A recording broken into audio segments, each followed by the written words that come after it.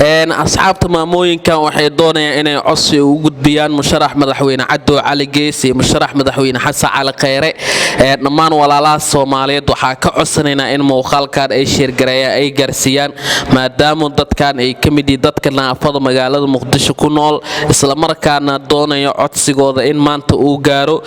qof walba oo arka muuqaalka waxaa leenahay ugu horeyn like saar oo sheergareey si dad badan uu u gaaro waqtigan la taagan yahay oo halkan aan taagana aad arkaysaan codsigooda ay halka ku yimaadeen anagana waxaa go'aansanay inaan u soo bandhigno ummadweynaha Soomaaliyeed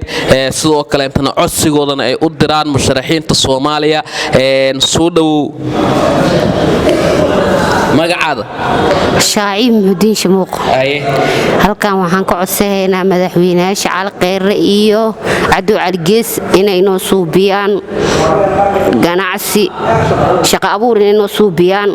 aan ka codsanaynaa dad shaqaysa jiraanahay madaafiicda dagaalada Soomaaliya ayaan ku dhaawacnaa aniga maamadan isla soconno madaxtooy irdeeda aan ku dhaawacnay hal biri lagu asalkeen go'een waxaan ka codsanaynaa inay wax noo qabtaan maadaama ay madaxweynaha waxaana 12 sano ay soo dhaw bismillaahir rahmaanir rahiim madaxweynaha Cabdo Cali musharaxa Xasan Cali Kheyre Cabdo Cali Gees waxaa noo suubiyo shaqo abuur lugahan ka go'nay waa shaqaysa jirnay bariga shaqaysa ma karno qaraabadayna inayna saacido iyo madaxweynahooda aan bariga inta u nimado marka alxamdulillaah ya shaqo abuur aan rabnaa shaqo abuur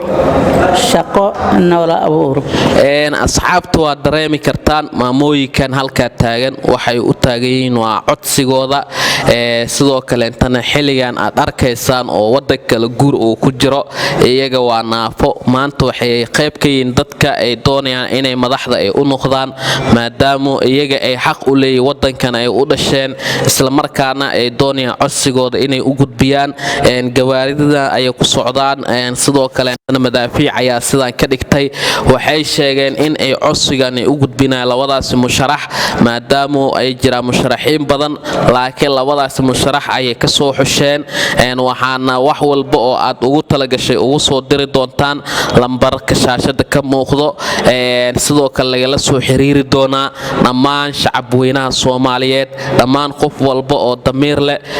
kaliya musharaxiinta uma baahna waxay u baahan ganacsatada Soomaaliyeed qurbajoogta Soomaaliyeed qof walba oo maanta wax qaban karo in maamooyinkan uu soo saacido ilaahay dartiisna uu ku caawiyo gacanna lagu siiyo in la caawiyo maayo maxaa yeelay waxay u baahan waa naafo baaskiilo dadkooda xitaa waxa la sheegay inay dad oo qabin xitaa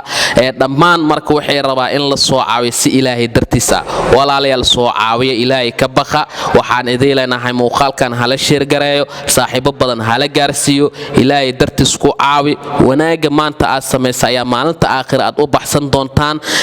lambarka furaha 7 52